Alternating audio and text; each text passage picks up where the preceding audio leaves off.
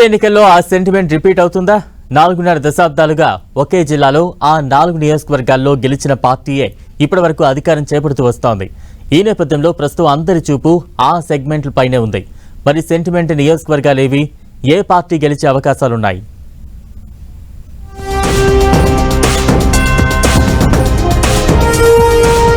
ప్రజల్లో పార్టీలో సెంటిమెంట్ అంటే ఒక నమ్మకం, విశ్వాసం.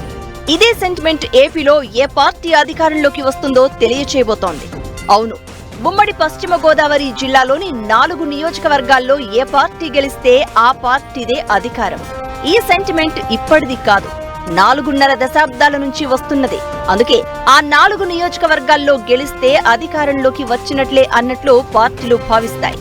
పశ్చిమ గోదావరి జిల్లాలోని ఏలూరు, భీమవరం, ఉంగుటూరు, పోలవరం నియోజకవర్గాల్లో గత 46 ఏళ్లుగా ఒకే పార్టీ గెలుస్తూ వస్తోంది. విచిత్రం ఏంటంటే ఇక్కడ గెలిచిన పార్టీయే రాష్ట్రంలో అధికారంలోకి వస్తుంది. 1978 ఎన్నికల్లో ఈ 4 చోట్ల కాంగ్రెస్ అభ్యర్థులే గెలిచారు. రాష్ట్రంలోనూ కాంగ్రెస్ అధికారంలోకి వచ్చింది. 1983, 85 ఎన్నికల్లోనూ ఇక్కడ టీడీపీ అభ్యర్థులు గెలవగా ఆ పార్టీయే అధికారాన్ని దక్కించుకుంది.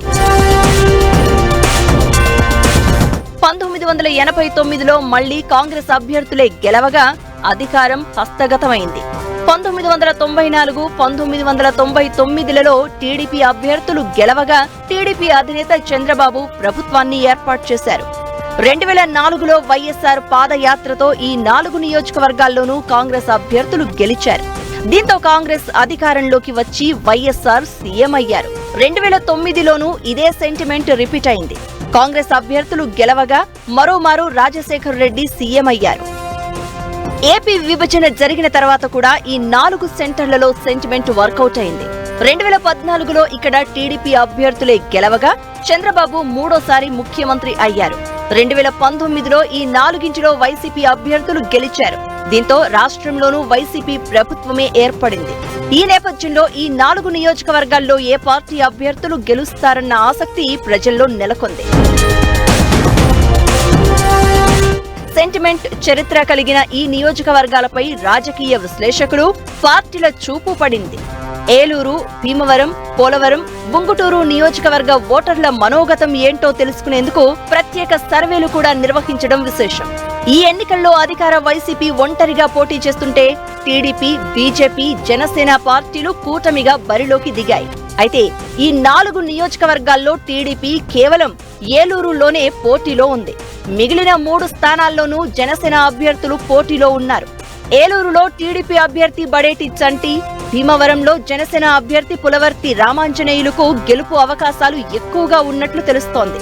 ఇక ఉంగుటూరులో జనసేన అభ్యర్థి పచ్చమట్ల ధర్మరాజు వైసీపీ అభ్యర్థిపై పైచేయి సాధిస్తారని ప్రచారం జరుగుతోంది. అటు పోలవరంలో మాత్రం వైసీపీ అభ్యర్థి తెల్లం రాజ్యలక్ష్మి గెలుస్తారంటూ భారీగా బెట్టింగులు జరుగుతున్నాయి. సర్వేలు, బెట్టింగుల ప్రకారం పోలవరం వైసీపీ గెలిస్తే, మిగిలిన 3 కూటమి గెలిస్తే 46 ఏళ్ల సెంటిమెంట్ కు బ్రేక్ పడే ఛాన్స్ ఉంది. అయితే అందరి అంచనాలు తలకిందులు చేస్తూ వైసీపీ గెలిస్తే దాదాపు ఆ పార్టీయే అధికారం చేపడుతోంది. లేకపోతే 4ంటిలో కూటమి అభ్యర్థులు గెలిస్తే సెంటిమెంట్ రిపీట్ అవుతుంది. ఈ 4 నియోజకవర్గాలు కూడా విభిన్న ప్రాంతాలు. ఏలూరు నగరం కాగా భీమవరం పట్టణం, ఉంగుటూరు గ్రామీణ ప్రాంతం కాగా పోలవరం ఏజెన్సీ ప్రాంతం. ఇలా 4 నియోజకవర్గాల్లోనూ విభిన్న ప్రాంత ఓటర్లు ఉన్నారు. విభిన్న ఓటర్లు ఉన్నా తీర్పు మాత్రం విలక్షణంగా ఒకే రిజల్ట్ ఉండడంతో ప్రస్తుతం అందరి చూపు ఈ నియోజకవర్గాలపైనే ఉంది. మరి ఈ ఎన్నికల్లో 46 ఏళ్ల సెంటిమెంట్ రిపీట్ అవుతుందా, లేక అంచనాలను తలకిందులు చేస్తూ సెంటిమెంట్ కు బ్రేక్ పడుతుందా తెలియాలంటే జూన్ 4 వరకు వేచి చూడాల్సిందే.